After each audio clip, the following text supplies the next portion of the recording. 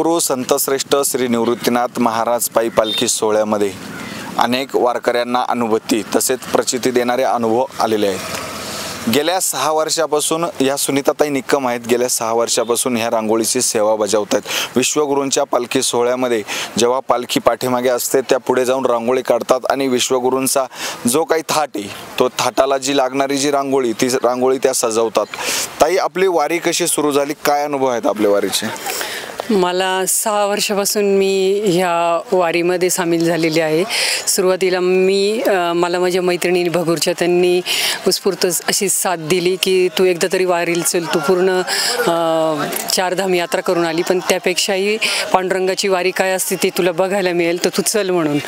तर माझी इच्छा नसताना त्यांनी मला बळजबरी आणलं, पण मी जेव्हा वारीमध्ये सामील झाली त्यावेळेला मला खूप छान वाटलं इथला अनुभव आणि सर्व भजन कीर्तन ते सगळं बघून माझं मन एकदम तृप्त झालं, आवडलं मला। आणि दुसऱ्या वर्षी मग कसं येणं झालं, कसं काय आलं? दुसऱ्या वर्षी माझे मिस्टर यांना त्यांना दिसायचं बंद झालेलं होतं, सगळं काही जागेवरच चालू होतं। तर संस्थानाचा जेव्हा फोन आलेला होता त्यावेळेला मी सांगितलेलं होतं की मी ह्या वर्षी येऊ शकत नाही कारण की त्यांना दिसत नाही। त्यांनी म्हणे तसं नका करू, तुम्ही त्यांना पण घेऊन या आणि वारीचा अनुभव बघा कसा आहे म्हणे, त्यांना दिसायला लागेल, तुम्ही त्यांना बरोबर घ्या, त्यांना त्यांची पण वारी घडेल। म्हणून मला अजून म्हणजे जोमाने तयार झाले मी आणि त्यांना पण घेऊन आली। मी त्यांना घेऊन आल्यानंतर मी त्यांना एक नगाऱ्याच्या गाडीमध्ये किंवा चाऱ्याच्या गाडीमध्ये त्यांना सगळ्यांनी मला सर्व वारकऱ्यांनी मला सहकार्य केलं।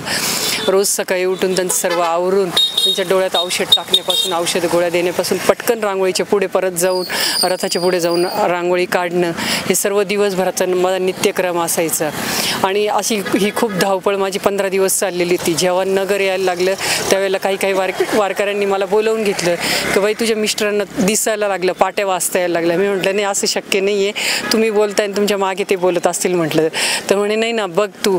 त्यांनी गाड्यांवरच्या पाट्या वाचायला लावल्या, तर त्यावेळेला कळलं का त्यांना तेव्हापासून दिसायला लागलं ते।